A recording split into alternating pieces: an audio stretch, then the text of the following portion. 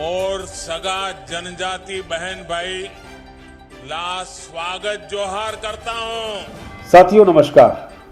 खबर छत्तीसगढ़ के आज के बुलेटिन में आप सभी का स्वागत है।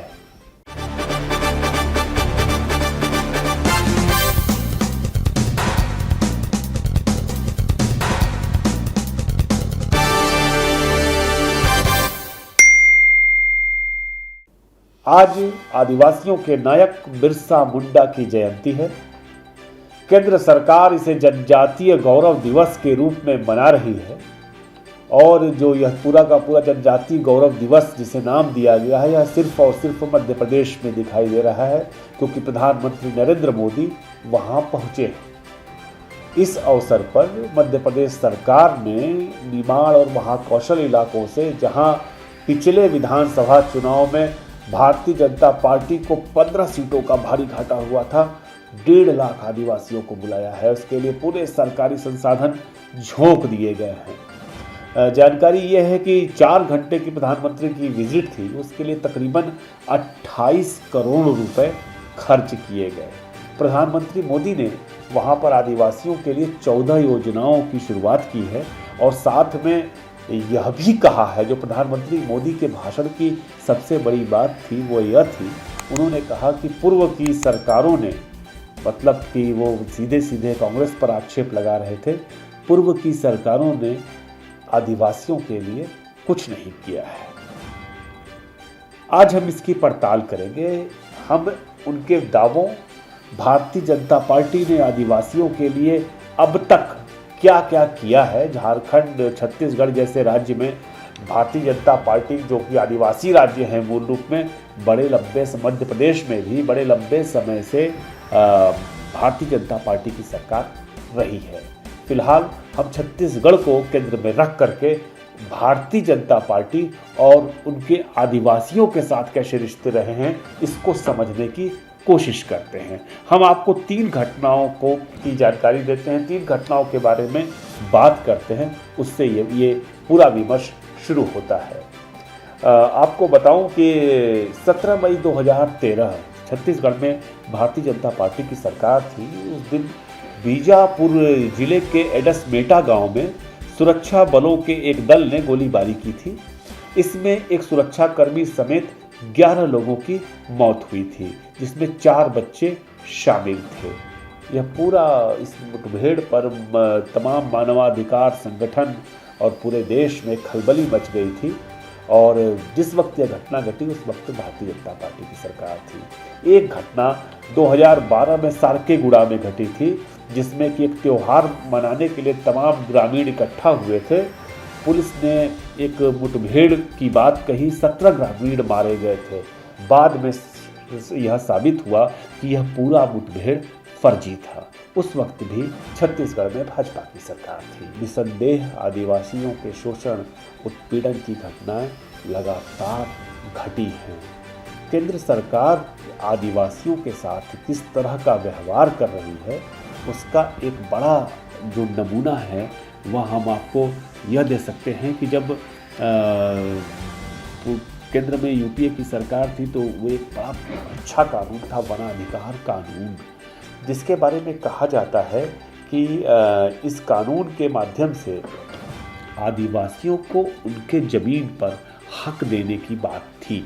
मतलब ये था कि जिस लंबे समय से आदिवासी जिस ज़मीन पर रहते हैं उस पर उनको मालिकाना हक मिल पाए। बड़ी लंबी लड़ाई लड़ी थी सिविल सोसाइटीज़ ने, तमाम लोगों ने, आदिवासियों के हक की बात करने वाले लोगों ने इस लड़ाई को लड़ा था।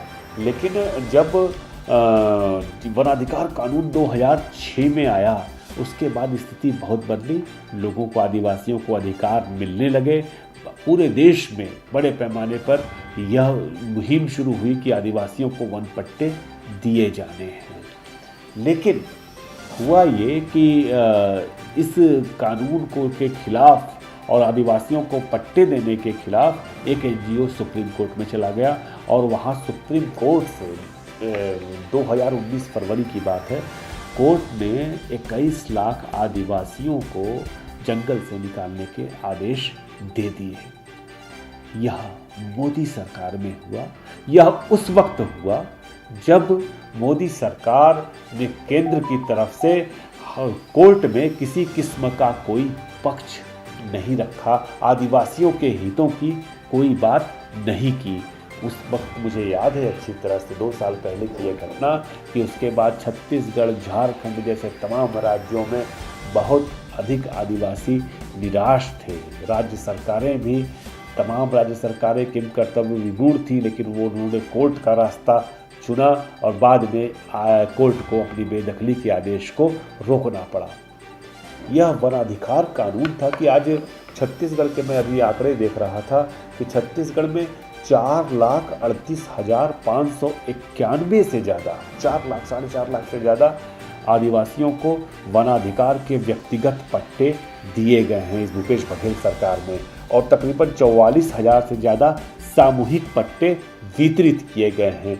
यह उस वक्त हुआ है जब केंद्र सरकार की अपनी नीयत नहीं थी कि आदिवासियों को यह वन पट्टे दिए जाएं। आपको जब मोदी सरकार यह कहती है कि विपक्ष ने, खासतौर से कांग्रेस ने, पूर्व की सरकारों ने आदिवासियों के लिए कुछ नहीं किया है, तो जरूर से इस वनाधिकार कानून और उसके बाद देश के आदिवासियों की स्थिति में क्या बदलाव आया उसको ज़रूर देखना चाहिए। आदिवासियों की स्थिति चाहे वो किसी भी राज्य के हों, 3 तरीके से ही बदल सकती है कि जब उनको ज़्यादा से ज़्यादा रोजगार उपलब्ध कराया जाए, शिक्षा के अवसर उपलब्ध कराए जाएं और उनको स्वास्थ्य सेवाएं, बेहतर ढंग की स्वास्थ्य सेवाएं दी जाएं। मैं फ़िलहाल छत्तीसगढ़ में हूं और मैं ये देख रहा हूं कि कोविड की 2 लहरें आई और चली गईं। आप यकीन मानिए कि जिस वक्त कोविड आया, स्वास्थ्य सेवाओं के हाल से तो आप सब वाकिफ़ हैं, लेकिन रोजगार की समस्या का समाधान क्या किया जाए, तो कोई हल केंद्र सरकार के पास नहीं था। कोई भी हल नहीं था कि लॉकडाउन की स्थिति है, पूरे देश में त्राहिमाम मचा हुआ है, लोग पलायन करके लौट रहे हैं, वैसे में आदिवासियों के रोजगार की क्या व्यवस्था की जाए। यकीनन उस वक्त जो महात्मा गांधी रोजगार गारंटी योजना है, जो कि पूर्व की यूपीए सरकार लेके आई थी मनमोहन सिंह के कार्यकाल में, वह बहुत ही बेजोड़ साबित हुई। मनरेगा के तहत छत्तीसगढ़ ही नहीं तमाम राज्यों में आदिवासियों को रोजगार मुहैया कराए गए। अगर मनरेगा नहीं होता तो निसंदेह स्थिति और भी गंभीर हो सकती थी। जब हम देखते हैं सामने, हमारे छत्तीसगढ़ में तो पूरी तरह से आदिवासी राज्य है, जब हम स्वास्थ्य के मुद्दे पर देखते हैं, शिक्षा के मुद्दे पर देखते हैं, तो आदिवासी नितांत अकेला नजर आया करता था। मुझे याद है कि 2015, 16, 17 तक लगातार बस्तर को मान लिया गया था, जो कि पूरी तरह से आदिवासी बहुल पूरा इलाका है, कि वहाँ पर नक्सलवाद के अलावा कुछ भी नहीं है। यह बात लगभग इस्टेब्लिश कर दी गई थी, लेकिन अब स्थिति बदल रही है। अब छत्तीसगढ़ में हालात बिल्कुल पहले से अलग हैं। आदिवासियों को मुख्य धारा में लाने के लिए तमाम कोशिशें की जा रही हैं। आप छत्तीसगढ़ में क्या हुआ है आपको बताइए। राज्य सरकार की योजनाएं करना, केंद्र सरकार को चाहिए था कि पूरे देश में इस जैसी नीति को लागू किया जाए। जैसे कि छत्तीसगढ़ में जब भूपेश बघेल की सरकार आई, उस वक्त 7 वनोपजें ऐसी थी जिन पर कि MSP दिया जा रहा था, यानी कि न्यूनतम समर्थन मूल्य दिया जा रहा था। लेकिन अब छत्तीसगढ़ में उनकी संख्या 52 हो गई है। क्या यह कदम केंद्र सरकार को नहीं उठाना चाहिए था, जिससे कि आदिवासी जो जंगल में उगाते हैं कंदमूल, उसका ज़्यादा से ज़्यादा दाम उनको मिले? मगर नहीं, केंद्र सरकार ने ऐसा नहीं किया। लेकिन छत्तीसगढ़ ने देश में सर्वाधिक वनोपजों की खरीद की है। ये रिकॉर्ड हम आपको पिछले 2 सालों का बता रहे हैं। आदिवासियों को ज़्यादा से ज़्यादा रोजगार के अवसर उपलब्ध कराना और उस क्षेत्र में, उस गांव में उपलब्ध कराना जहां के वह रहने वाले हैं, एक बेहद ज़रूरी काम है। केंद्र सरकार इसमें भी कहीं से भी सफल नहीं दिखी। हुआ ये कि पहले से आदिवासियों की ज़मीनें छत्तीसगढ़ जैसे राज्य में बड़े पैमाने पर अधिग्रहित की गई थी। हम आपको सिर्फ छत्तीसगढ़ की बात बता रहे हैं, हम आपसे गुजरात, मध्य प्रदेश, झारखंड की बात नहीं कह रहे हैं, जहां पर भी बड़े पैमाने पर आदिवासियों से कई बार, अब आपको बताऊं कि सरदार पटेल की मूर्ति लगाने के लिए गुजरात में बड़े पैमाने पर आदिवासियों से जबरिया उनकी भूमि का अधिग्रहण कर लिया गया, जिसकी वजह से बड़ा आंदोलन चला। तो पूरे देश में ऐसी स्थिति है, लेकिन मैं बात छत्तीसगढ़ की कर रहा हूँ कि छत्तीसगढ़ में भी आदिवासियों की जमीन जो कॉरपोरेट्स को सौंपी गई थी, लंबी लड़ाई आदिवासी लड़ रहे थे। छत्तीसगढ़ में तो 15 वर्ष तक भारतीय जनता पार्टी की सरकार रही है, लेकिन वह अपने कान में रुई डाले बैठी रही। लेकिन यह बेहतर हुआ कि जब राज्य में भूपेश बघेल की सरकार आई तो 2018 में सरकार में आने के बाद किसानों का कर्जा माफ, और उसके बाद जो लोहड़ी उड़ा है बस्तर का, जहाँ पे आदिवासियों की जमीन टाटा समूह को सौंपी गई थी और टाटा ने एक ईंट तक नहीं रखा था, वह जमीन पहली बार ऐसा हुआ देश के इतिहास में कि अधिग्रहित की गई जमीन वापस की गई, आदिवासियों को उनकी पूरी जमीन वापस लौटा दी गई।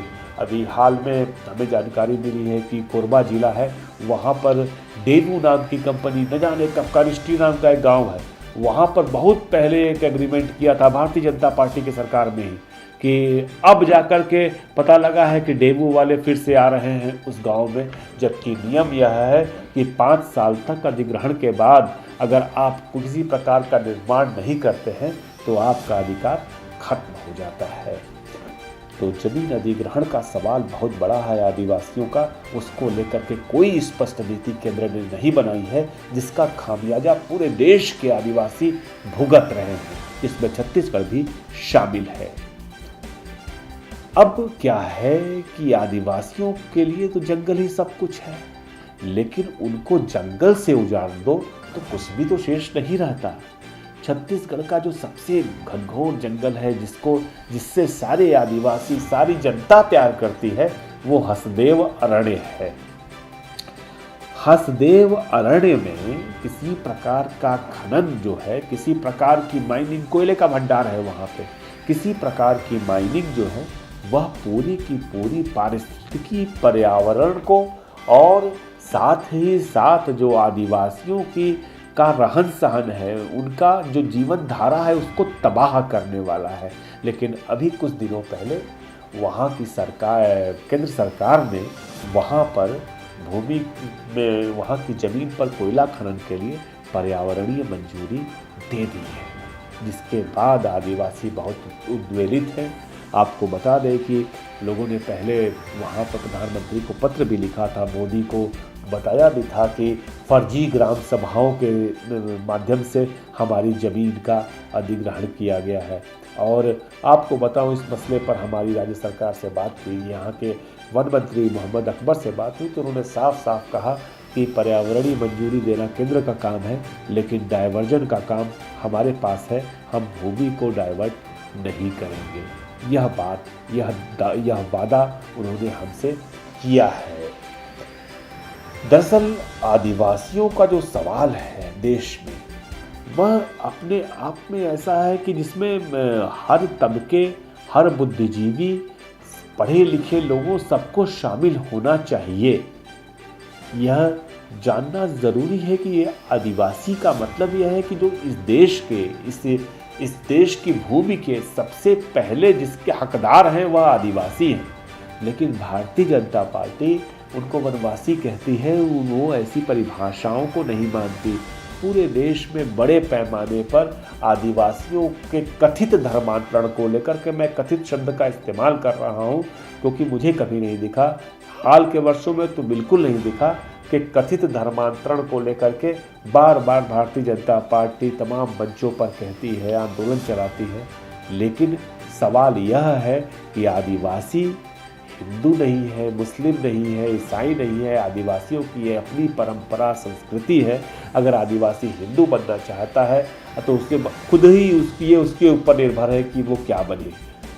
आपको बता दें कि छत्तीसगढ़ की सांसद हैं रेणुका सिंह, वो केंद्र में राज्य मंत्री हैं, आदिवासी मामलों की राज्य मंत्री हैं रेणुका सिंह। ऐसे में बड़ी अपेक्षा रहती है कि आदिवासियों के लिए कुछ बेहतर होगा, बढ़िया होगा, सुंदर होगा, लेकिन कहीं दूर दूर तक नज़र नहीं आता।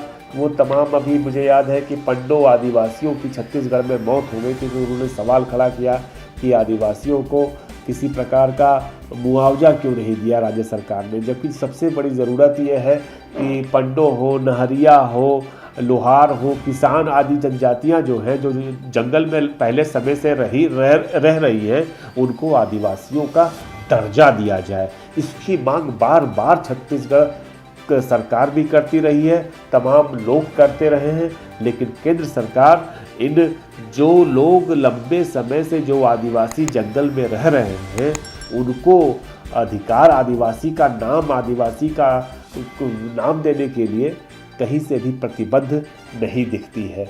एक अंत में विजय देवनारायण शाही की एक कविता की 4 शब्द हैं, वो हम आपको ज़रूर सुनाना चाहेंगे। विजय देवनारायण शाही कहते हैं कि तुम हमारा जिक्र इतिहासों में नहीं पाओगे, तुम हमारा जिक्र इतिहासों में नहीं पाओगे, क्योंकि हमने अपने को इतिहास के विरुद्ध दे दिया है। आप सबने इस पूरे बुलेटिन को सुना, आप सबका बहुत बहुत धन्यवाद। हम फिर से हाजिर होंगे और किसी नए विषय पर ज़रूर बात करेंगे। धन्यवाद।